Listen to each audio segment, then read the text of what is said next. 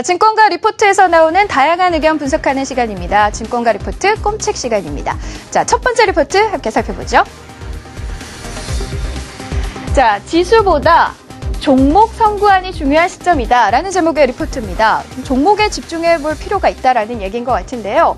자, 그 내용을 한번 살펴볼까요? 2013년 6월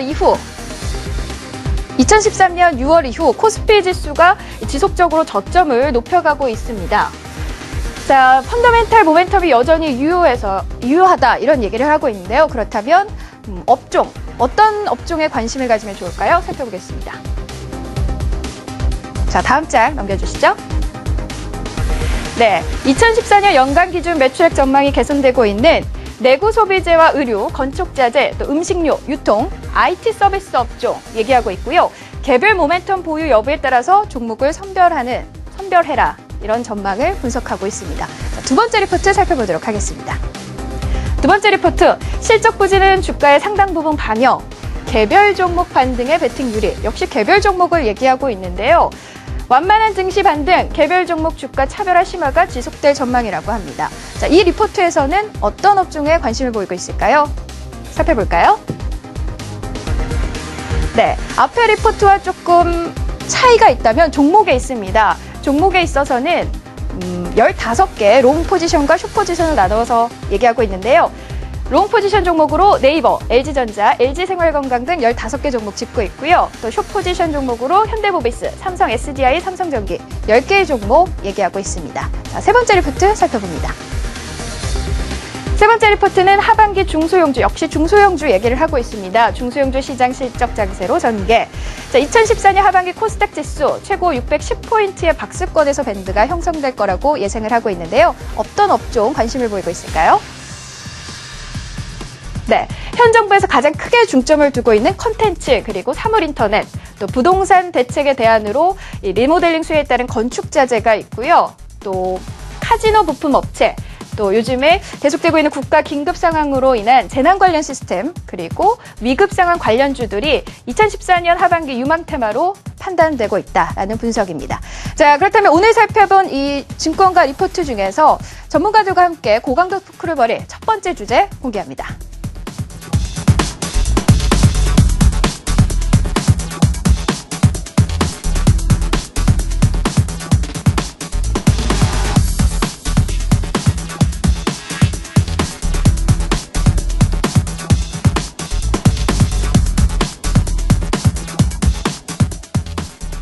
자, 지수보다 개별 종목에 집중하는 시기다라는 리포트인데요. 지수 박스권이 계속 이어지면서 개별 종목별로 다른 포트폴리오 전략이 필요하다 이런 얘기가 나오고 있습니다. 대형주보다는 이제는 중소형주다. 여러 가지 의견들이 나오고 있는데 이 리포트 역시 지수보다는 좀 종목을 살펴봐라라는 얘기인 것 같아요. 전문가분들 어떻게 보시나요? 네, 그 종목 장세라고 하면은 우리가 보통 남의 떡이 커 보입니다. 그러니까 개인 투자자들이 견디지 못하는 이유는 뭐냐면 지수가 급락하면서 종목들이 다 같이 떨어질 때는 참을 수가 있어요. 그런가 하면 내 종목뿐만 아니라 다른 종목까지 떨어지니까요. 근데 만약에 남의 거는 올라가는데 내 거가 올라가지 않는다면 그거는 견디기 어렵죠. 그래서 제가 여기 일편단심이라고 글을 써놨습니다. 그러니까 왜 그러냐면 내가 지금 여자친구랑 같이 데이트를 하고 있는데 길거리 가다 보니까 더 섹시한 여자가 보인단 말입니다. 그러면 거기서 한눈을 팔면 어떻게 될까요? 싸우겠죠. 네. 그래서 결국은 이제 여자친구한테 차여서 그러니까 전부 다 놓치게 되는 결과가 됩니다. 그러니까 제가 말씀드리고 싶은 거는 지금 여러분들이 갖고 계신 종목이 있다면 만약에 지금 시장에 한마디로 말씀드린다면 종목 장세는 순환매거든요. 그래서 돌다 보면 그 기본적으로 펀더멘탈이나 성장성이 좋은 종목이라고 한다면 차례가 오거든요. 그러니까 기다리셔야 됩니다. 참고 기다리셔야 됩니다. 지금 이제 그 전제가 이제 성장성이 있는 종목이라면 이라는 것에는 저도 동의를 합니다. 근데 이제 과거에 우리가 이제 그 금융위기 전하고 금융위기 이후하고 시장이 좀 많이 달라진 것 같습니다. 예전에는 정말 우리가 그 뭐라 그럴까요? 낭만 시대 주식시장에서 형님 종목이 한 10% 가면 동생 종목도 한 5% 가고 이런 정말 말 그대로 순환매라는 게 있었죠. 근데 지금 시장은 순환매라는 게 없습니다. 지금 뭐 사회적인 현상이죠. 뭐 사회적으로 지금 뭐 빈부격차가 벌어지고 있다. 역시 버는 기업은 계속해서 돈을 버는데 반면에 못 버는 기업들은 못 법니다. 그리고 또 심지어 시장에서 롱숏 펀드들도 지금 활기를 뛰고 있어요. 그러니까 이게 저를 만약에 국회로 보내주신다면 저는 숏을 불법으로 만들겠습니다. 농담이었고요. 네. 누가 예. 지금 자리를 이분 옆에다 이렇게 좀 앉혀주신 건가요? 지극히 개인적인 의견이죠. 그게 아니라 농담이었고요. 근데 그만큼 롱숏 펀드가 환기를 칠 만큼 그 시장에서 돈을 못 버는 기업은 그 상당히 어려울 가능성에 대한 쪽이 높다라는 얘기입니다. 근데 이제 그래서 순환매에 대해서 제가 좀 말씀을 드리면 제가 말씀드린 순환매는 이렇게 모든 업종이 골고루 도는 순환매가 아니라 이제 같은 그 테마 내에서 또는 업종 내에서 도는 순환매를 말씀드린 겁니다. 예를 들면 헬스케어나 원격 진료 같은 종목이다 그러면 바이오 스페이스가 가고 그다음에 간다고 하면 그 다음 차례로 뭐 인성 정보가 온다든지 이런 차원의 순환매를 말씀드리는 겁니다. 요즘에 그 특징이 아까도 이제 뭐 말씀을 해주셨는데 이제 사실 그게 2005년도 이제 서브프라임 이전까지는 소위 이야기하는 그 짝짓기 매매라는 게 있었어요. 그래서 이제 아까 뭐 형님 동생 뭐 이렇게 말씀하셨는데 그 짝짓기 매매라고 해서 대장주가 가면 이제 그 주변주가 이제 움직이는 거였는데 요즘에 사실 그런 경우들이 많이 없어지긴 했습니다. 가만히 보면 그 이유가 이 개인 투자자분들께서 많이 좀 스마트해지지 않았나. 과거와는 좀 틀리게. 많이 스마트해지다 보니까 그런 걸 안단 말이죠. 이미 알고 있다 보니까 주변주가 되려 이게 주식이라는 게 항상 예측하면 물 먹는 게 주식 아니에요. 그러다 보니까 자기 자리를 지키고 있는 게 좋은데 왠지 뭐 짝짓기 매매 내지는 주변주, 뭐 아웃을 찾아서 갔더니 오히려 아웃은 놀고 있더라. 뭐 이런 것 같아요. 그래서 지금은 시장이 이제 좀 괜찮은 종목이고 성장을 하면서 실적이 좀 뒷받침되는 거는 좀 어느 정도 좀 끌고 가는 게 정답이 아닐까 이런 생각을 좀 해봅니다. 맞습니다. 그래서 저도 지금 말씀을 드리고 싶은 거는 그러니까 지금 매크로 변수 쪽에 대한 얘기도 분명 드리겠습니다만은 개인 투자자들일수록 매크로 변수보다는 오히려 그 기업 쪽에 좀 더 집중을 해서 그 기업에 대한 얘기에 좀 더 귀를 기울이시는 게 맞지 않을까라는 생각이 듭니다. 네, 저도 전폭적으로 공감을 하는 부분인데요. 지금과 같이 이제 글로벌 경기가 회복세로 들어가고 있는데 우리 내수는 굉장히 침체되고 있거든요. 그런 경우에는 지금 내수를 부양하는 작업들이 그래서 아까 이 대표님 말씀하신 대로 우리 내부를 들여다보자라고 하는 게 저는 포커스가 맞는 것 같고 제가 좀 준비해온 자료가 있습니다. 그러니까 과거와 같이 코스피 대형주들이 실적이 발표되면서 막 개별 종목 같이 막 급등하는 패턴을 많이 보여줬어요. 그러니까 지금 이런 걸 보면은 아마 여러분들이 실적이 전부다. 올와 나싱이다. 이런 말씀을 제가 드릴 수 있겠습니다. 그래서 여러분들이 아마 보셨겠지만 한번 개별 종목들 차트, 개별 종목이 아니라 코스피 대형주들 실적 발표 이후에 급등하는 종목들을 한번 제가 차트를 모아봤습니다. 한번 같이 보시죠. 그래서 지금 현재 그 현대 하이스코라는 종목을 보셨을 겁니다. 그러니까 이게 지금 시가총액이 현대 하이스가 1조 5천억짜리 종목인데 실적 발표 이후에 그대로 상한가를 가버리더라고요. 보셨죠? 그 이후에도 추세가 꺾이지 않고 계속해서 가는 강력한 흐름을 보여주고 있습니다. 대량 거래가 수반이 되면서 이제 강한 상승이 나오고 있는 흐름인데요.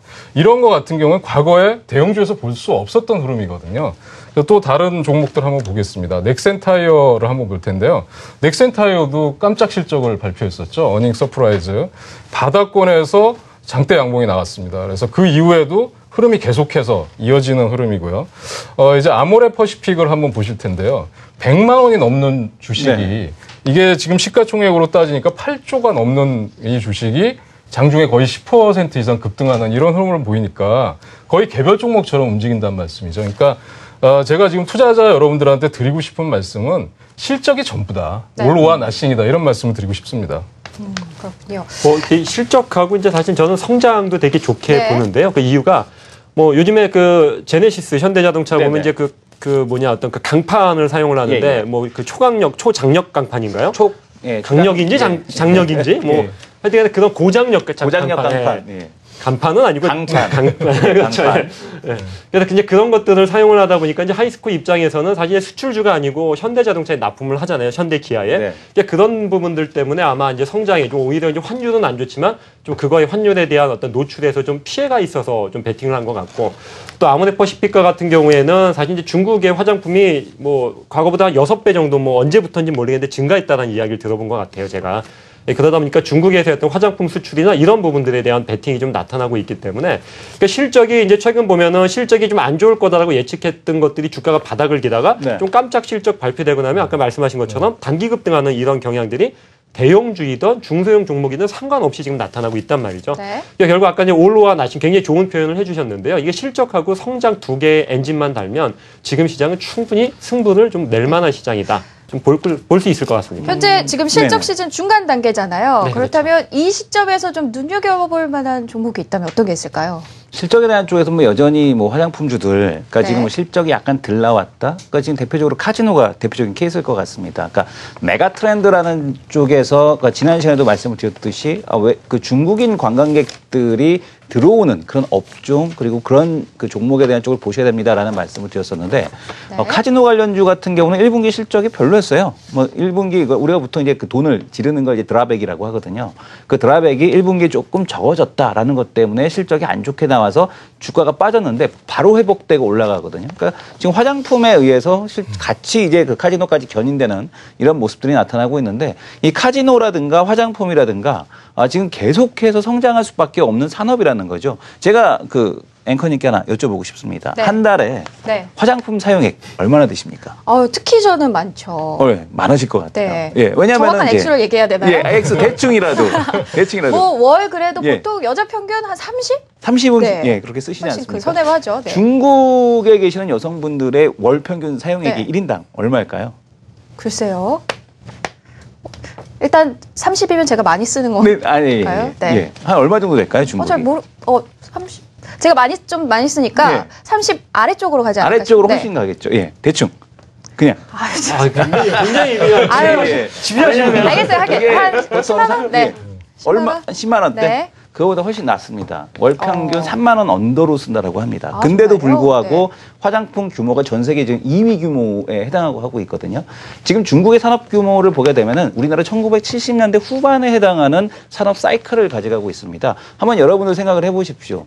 20년 전에 여성분들이 화장을 하고 돌아다니게 됐을 때 우리가 보통 어떻게 언급을 했죠? 그렇게 긍정적으로 바라보지는 않았었습니다. 근데 지금 중국이 그런 상황이고요. 앞으로 이 화장품 산업이라든가 이 소비 섹터 같은 경우는 엄청나게 커질 수밖에 없다라는 거죠. 그래서 이 메가 트렌드가 작용하고 있는 이런 업종들, 중국인 소비에 대한 관련된 기업들에 대한 쪽들이 앞으로 지금 그 말씀 주시는 성장성과 지금 보게 되면 이 실적을 겸비한 그런 업종이 될 가능성이 높다. 과거에 생각했던 산업재가 아니라 소비재가 중국 관련주다라는 점을 이 시청자분들께서 머리에 꼭 그 기억을 하셔야 될 것 같습니다. 근데 혹시 네. 화장품 매장 하나 차리고 계신가요? 안 그래도 할 생각입니다, 제가. 너무 피아를 하시길래. 왜냐면 조사를 많이 했어요. 그렇군요. 저는 사실 요즘에 이제 바이오 쪽을 많이 보고 있어요. 사실 제가 이제 같이 투자를 하다 보니까 바이오 하면 이제 사실 뭐 언간생신 보지도 않았는데 네. 그러니까 아직까지 이제 줄기세포는 뭐 멀었다라고 하지만 이제 황우석 효과 때문에 몇 개의 종목들이 좀 이게 올라갔는데 이제 그것보다도 사실은 최근 보면은 정부에서 지금 진행하고 있는 게 유전체 사업을 네. 본격적으로 좀 진행을 하려고 하고 있어요. 그래서 지금 보면은 이제 과거에 우리들이 이제 아프게 되면은 사실은 이제 그 치료 목적의 이제 어떤 의료 행위를 했는데 이게 어떤 병이든 간에 이게 말기로 가다 보니까 너무 기하급수적으로 비용이 크게 이 집행이 되다 보니까 이 재정상의 문제, 어떤 국가 재정 그러다 보니까 결국 갈 수 있는 건 뭐냐? 이제는 유전자를 검사해서 이 사람이 어떠한 질병에 걸릴 확률이 높구나를 이제 확률적으로 나오는 사업인데 이게 이제 정확하게 말씀을 드리면 이 시퀀싱 사업이라는 게 있습니다. 네. 그러니까 그쪽에 대한 부분들이 가시적으로 있고요. 우리나라 지금 몇 개의 기업들이 있는데 그중에 마크로젠, 뭐 타다젠 이텍스, 또 DNA 링크라는 이런 세 개의 기업들이 있는데 이 기업들의 경우에 최근 들어서 실적이나 이런 부분들이 뭐 어떤 그 PER로 보면 뭐 20배, 25배 해가지고 고가다라고 할 수도 있지만 앞으로의 어떤 성장성에 대한 부분을 보게 되면 이 퍼라는 것은 이제 실적이 나오면 낮아지는 거 아니겠습니까? 그러니까 그렇게 보면은 지금은 실적이 좋은 걸 매수하는 것도 하나의 방법이지만 포트의 성장이 거의 담보가 된 이러한 기업들을 좀 사보는 것도 미래에 상당한 어떤 수익을 좀 올릴 수 있다라고 좀 볼 수 있을 것 같습니다. 네, 전 뭐 전적으로 저도 네. 공감합니다. 그런데 이제 그 제가 볼 때는 아까 뭐 안 대표님도 말씀하셨지만 실적주와 성장주를 지금은 포트에 안배하는 게 상당히 중요한 것 같아요. 그러니까 제가 1990년대 초에 일본 출장을 간 적이 있었는데 거기에 저한테 이렇게 아내가 이렇게 적어주는 가장 큰 품목이 뭐냐면 일본 밥솥을 사갖고 오라는 거예요. 코끼리 밥솥. 네, 조지루시라고 아마 기억나실 겁니다. 밥솥 하면 우리나라 아니었나요? 그때는 아니, 일본 밥솥이 최고였어요. 아, 정말요? 네. 그때가 그래서 20년 전에. 지금 들으면서 세대 차이를 느끼면서 듣고 있습니다. 지금. 네, 그래서 예. 지금 제가 한번 생각을 해보십시오. 네. 이번에 출장을 갔는데 일부러 아키하바라라는 동경 그 시내를 가서 네. 전자상가 매장에 가서 밥솥을 사와야 되거든요. 네, 그러면 맞습니다. 제가 그 당시 밥솥을 사러 갔을 때 그 밥솥을 사러 온 사람들이 전부 한국의 주부들이었습니다. 네. 제가 그 말씀을 드리는 이유가 그래서 그거를 무겁게 이제 들고 왔는데요. 이제 보면은 중국인들이 우리나라에 밥솥을 사러 온다는 거죠. 그렇죠. 예, 그래서 그게 이제 뭐 지금 쿠쿠전자도 상장을 앞두고 있습니다만 리옹쿠첸이라는 그 밥솥 업체 하나 밥솥 전문 업체인데 예, 중국 홈쇼핑에 그 오픈을 하면서 성장성 자체가 이제 크게 각광을 받고 있는 그런 거기 때문에 제가 볼 때는 여러분들이 성장주와 가치주에 대한 포트에 안배를 상당히 해놓으셔야만 양쪽에서 다 수익을 낼 수가 있어요. 한쪽이 쉬어갈 때 이쪽이 올라가거든요. 그래서 한쪽으로만 몰아서 하시면 나중에 혹시 악재나 또 돌발 악재 같은 게 나왔을 때 당황하실 수가 있다는 말씀을 좀 드리고 되게 싶습니다. 비슷한 부분이 많으신 것 같아요. 근데 저는 90년도 초반은 아니고요. 2000년도 초에 이제 일본에 출장을 갔다가 사실 아키하바라를 찾아가가지고 그 당시 이제 CD 플레이어가 유행이었거든요. 워크맨 말씀하시는 네, 맞습니다.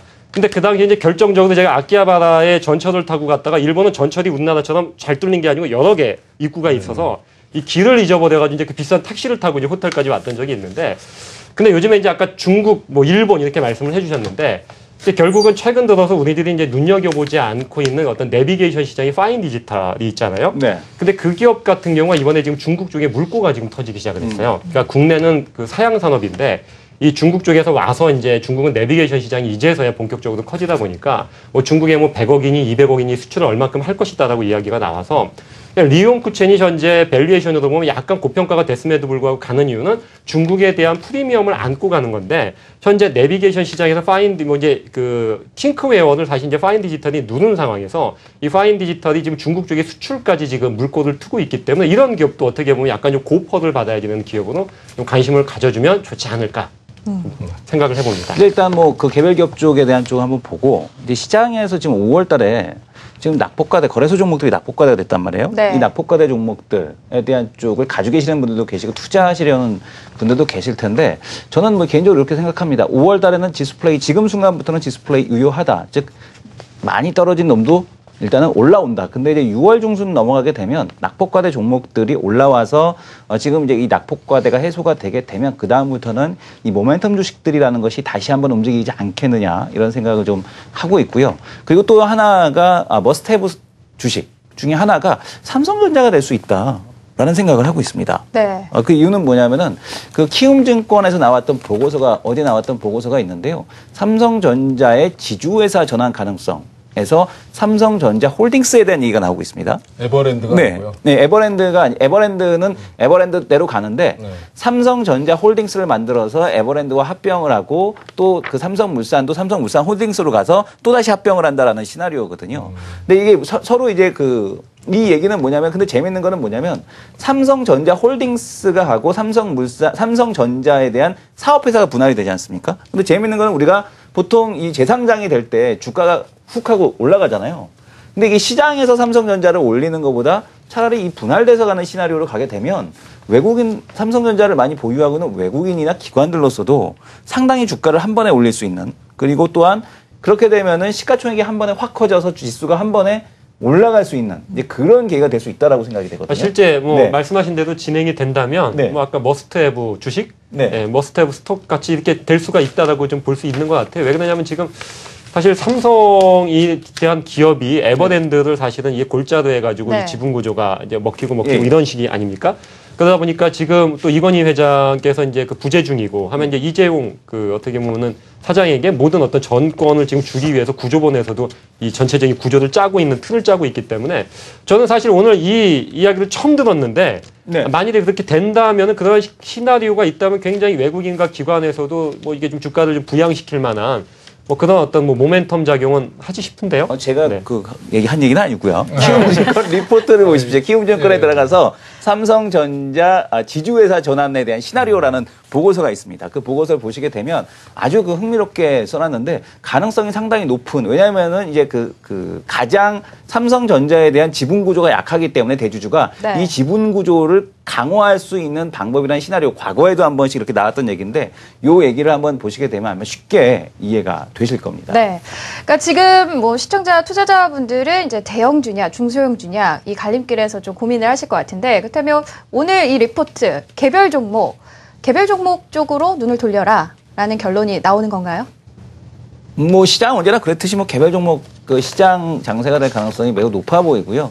특히 개인들 같은 경우는 지금 많이 빠져 있는 그런 이제 기업들을 많이 들어가시게 되는데 지금 좋지 않은 결과를 나타낼 가능성이 높다라는 생각이 듭니다. 지금 고객예탁금이 오늘 봤더니 네. 15조가 깨졌더라고요. 네. 그래서 15조가 깨진 상태고 기관도 매수 여력이 그다지 없는 상태고요. 외국인들도 오늘은 좀 그동안 매도한 거에 비하면 좀 강한 매수세를 보여줬습니다만 한 뭐 10거래일 가까이 한 1조가 넘는 순매도를 네. 보여줬습니다. 그래서 그런 자금들이 지금 우리나라에서 단기적으로 뭐 인도나 대만으로 움직인다라는 설도 있고 그래서 저는 어차피 지금 이 내수가 본격적으로 살아나기 전까지 그리고 환율이 안정되는 흐름을 보이기 전까지는 개별 종목 장세가 지속이 될 텐데 그 시기가 어디까지일까 좀 곰곰이 생각을 해봤어요. 그래서 저는 6.4 지방선거 그다음에 적어도 2분기 실적이 나오고 나서 그러지 않을까. 그래서 6월 20일경 2분기 실적이 가시화되는 그때쯤까지도 계속되지 않을까. 제 개인적인 생각입니다. 저는 선거가 끝나고 나면 자금이 다시 흡수돼가지고 또 원화 강세가 더 나타나지 않을까.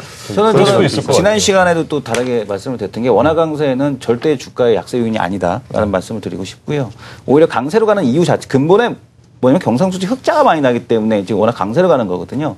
근데 지금 아까 그 보고서 증권사 리포트 보시게 되면 지금 관심주에 보게 되면 전부 다 이제 내수 관련주가 이제 포진하는 걸 볼 수가 있습니다. 네. 그만큼 워낙 강세에 대한 수혜주들을 보자라는 거겠고 중국에서 뭐 경기 부양책이 나와도 스몰입니다. 그러니까 작은 경기 부양책에 대한 쪽이 전개가 되고 있기 때문에 수출주 쪽 우리가 보통 얘기하는 산업재 섹터보다는 이 소비재 섹터에 대한 쪽을 좀 더 보자라는 말씀을 드린 거고 그 이유도 원화 강세를 좀 베이스로 하고 있다라는 측면 이렇게 보시면서 접근을 해 나가시면 좋을 것 같고요. 만약에 내가 정말 이런 그 작은 기업들을 좀 분석에 대한 정보나 이런 것들이 떨어진다라고 하신다면 간단할 것 같습니다. 오히려 한국전력이라든가 이런 기업도 올해 제가 이런 말씀을 드렸는데 한국전력 없으면 여름에 짜증날 수 있다. 그런 얘기 드렸거든요. 전기료 올라서 짜증나고 에어컨 시원하게 못 틀어서 짜증나고 한국전력 없는데 주가 올라가서 짜증나고 사실은 뭐 개별 기업 못 사도 짜증 안 나요. 아이 저거 내 거 아니야. 근데 누구나 다 아는 주식이 올라갈 때 없으면 짜증나거든요. 네. 그래서 이런 그 오히려 원화 강세에 대한 수혜주인 뭐 한국전력 아니면 뭐 KT 이런 기업들 같은 경우도 절대 제가 보기에는 뒤처지지 않는 그런 대안이 되지 않을까라는 생각이 듭니다. 지금 이 대표님이 한국전력, KT 이런 얘기를 해주셨는데 다른 분들 얘기도 좀 듣고 싶어요. 오늘 여러 종목이 나왔습니다. 이 포트폴리오에서 좀 더 추가했으면 좋겠다라는 부분이 있다면 어떤 종목이 있을까요? 저는 빼고 싶은 거를 좀 말씀을 드리고 싶은데. 네, 또 반대로. 네. 괜찮습니다. 그러니까 지금 어떻게 보면은 많은 분들이 관심하면서 사실 올라가는 거를 자꾸 개인 투자를 하다 보면 이제 올라가는 종목들만 사게 되는 거가 사람 심리인 것 같아요. 사실 양봉만 보면 그냥 뭐 막 사게 됐는데 이제 그것보다도 최근 이제 그 미국의 이제 셰일가스 문제 때문에 이제 화학주가 사실 죽을 수가 있단 말이에요. 네. 그러니까 이게 저는 처음에는 이게 단기적인 효과고 오히려 이게 역발상으로 접근을 해도 되지 않을까라고 생각을 해봤더니 이게 아닌 것 같더라고요. 그러니까 지금 최근 보면은 그 전체적인 뭐 해운주 떨어지고 있고 조선주도 낙폭과되었다 오늘 비로소 이제 반등이 나왔는데 보면 KSS해운 같은 기업들 같은 경우는 이제 주가가 견조해요. 이유를 보니까 미국의 셰일가스 관련해가지고 이 쉿에 대한 어떤 수혜 때문에 주가가 올라가고 있단 말이에요. 그걸 뒤집어서 이야기를 해보면은 결국은 미국의 셰일가스에 대한 부분들이 전반적인 우리나라 산업에는 부작용을 가지고 올 것이고 또 셰일가스로 인해가지고 이제 화학 제품, 이제 제조업까지도 미국이 가지고 가다 보면 이 결국은 과거에 이제 경제 동맹국이었던 미국이 이제는 적대국으로 경제 관련해서는 바뀔 수가 있다라는 거예요. 그래서 이제 화학주를 제외시키고 또 조선업종은 제가 이제 뭐 주위에서 아는 분들의 이야기를 들어보면 뭐 회사 내부 사정이 굉장히 안 좋다 해서 해당 업종도 제외를 시키고 또 단기적으로는 낙폭과대에 따른 반등이 나올 수 있겠지만 환율에 대한 리스크가 있기 때문에 자동차라든가 IT도 당분간은 힘들지 않을까 해서 뭐 제 생각에는 단기적인 반등을 노리기보다는 이런 기업들 같은 경우는 아직까지는 어떤 대외적인 이런 변수에 노출이 되어 있기 때문에 좀 피해가고 그 외의 종목들 중에서 1분기 실적이 나오는 것들 중에 잡는 게 하나의 좀 해안이 아까 뭐라고 했죠? 무슨 안이라고 나온 것 같은데. 선구안. 네. 선구안이 될 수 있을 것 같습니다. 네. 황 대표님은 이제 다 더하고 빼고 해주셨어요. 네. 더 하실 건가요? 빼실 건가요? 글쎄요. 저는 그 더하는 쪽을 택하겠습니다. 빼주셨기 때문에. 그래서 저는 이제 보면은 여러분들이 M&A 관련주들을 좀 주목하시라는 말씀을 드리고 싶고요. 구조조정을 강도 높게 한 기업들을 이제 주목을 하시라는 말씀을 드리고 싶습니다. 그런 의미에서 본다면 증권주들 같은 경우에 지금 이제 제가 보기엔 2분기 이후에 증권주들 같은 경우는 상당히 다른 흐름이 나타날 거고요. 그러니까 생존해서 살아남은 그리고 강도 높은 구조조정을 해서 뭐 실적이나 이런 쪽에서 가시화되는 업종이나 종목들. 그러니까 우리가 시멘트 업종이 급등하는 게 그 과거 5년 동안의 바닥을 기고 나서 턴어라운드를 했기 때문에 시멘트 업종이 살아나는 거잖아요. 그래서 또 여러 가지 뭐 리모델링이라는 재료도 있고 그래서 저는 뭐 철강주들 또 건설주들 그다음에 바닥에 있는 증권주들을 좀 주목하시라는 말씀을 드리고 싶습니다. 글쎄, 증권주는 아마 우리 한국경제TV에서 진행하는 강연에 한번 와보시고 네. 젊은 친구들이 좀 늘었다 싶으면 그때 해도 되지 않을까. 왜냐하면 젊은 친구들이 증권을 할 돈이 별로 없는 것 같아요. 그리고 또 안병일 대표님 얘기 중에서 글쎄요, 네. 저는 IT는 여전히 긍정적으로 보는 게 IT를 긍정적으로 보는 이유 자체는 뭐냐면 그 지금 시장에서 워낙 강세로 가는 이유 자체가 지금 워낙 그 스마트폰이 잘 팔리고 있기 때문에 지금 자동차 수출이 좋기 때문에 워낙 강세로 가고 있습니다. 그래서 여전히 워낙 강세로 간다고 하더라도 자동차와 이 IT 같은 경우는 여전히 뭐 관심을 갖고 봐야 되는 섹터가 아닌가. 왜냐하면 워낙 강세 이유를 제공한 그런 기업이기 때문에 그렇다. 그거 제가 하나 좀 부여 설명드리면요. 네. 뭐 자동차 쪽은 제가 최근에 탐방을 안 다녀와서 잘 모르겠고요. 근데 그 IT 같은 경우 지난번에 이제 IR을 몇 군데 이제 여의도 쪽에서 네네. 이제 그 증권사를 다니면서 좀 봤더니 분위기가 어떤 거였냐면은 그냥 공장을 어느 정도 삼성을 믿고 지었는데 이 소위 이야기는 팽당하는 거예요. 네네. 그래가지고 주가가 곤두박질 치고 있고 또 어떤 기업들은 그 프리미엄급이 아닌 것들을 캐파를 증설해서 이쪽에 다 네. 몰아주는 현상이 있기 때문에 그러니까 제가 말씀드린 건 당연히 어떠한 그 환경 변수가 있더라도 가는 놈은 가는데 네네. 이 중요한 게 지뢰가 많으면 안 돼요. 어떤 업종에서도. 그렇죠. 그러니까 실적 좋은 건 지뢰가 아닌 거고 실적이 안 좋아지는 건 당연히 이제 지뢰밭인데 그 지뢰밭이 IT 쪽이 생각보다 커지고 있다, 넓어지고 있다는 거예요. 그러니까 뭐 전문가들이 어떤 종목을 선정을 하면 상관이 없겠지만 이 실적을 미리 예측을 못하는 일반 개인 투자자분들이 잘못 건드리면 그 네네. 지뢰가 뻥하고 터질 수 있기 때문에 저는 좀 그거를 좀 피해갈 필요가 있다는 네. 이런 의도였습니다. 네. 자, 이 부분에 대해서 또 시청자 여러분들은 어떤 생각을 갖고 있는지 저희가 댓글 살펴보도록 하겠습니다. 네, 5018번님이 보내주셨습니다. 원래 투자는 지수 따라가는 게 아니라고 본다. 지금이야말로 개별 종목 펀더멘탈 분석이 진가를 발휘할 때다라고 보내주셨고요. 또 9489번님 하반기 사물인터넷 관련주에 한 표라고 보내주셨습니다. 2610번님이네요. 특별한 호재 없는 한 당분간 박스권 흐름 깨기 어려운 게 현실이란 생각이다. 자, 이렇게 저희가 시청자 여러분들의 댓글까지 알아봤습니다. 증권사 리포트 꼼책 여기까지입니다.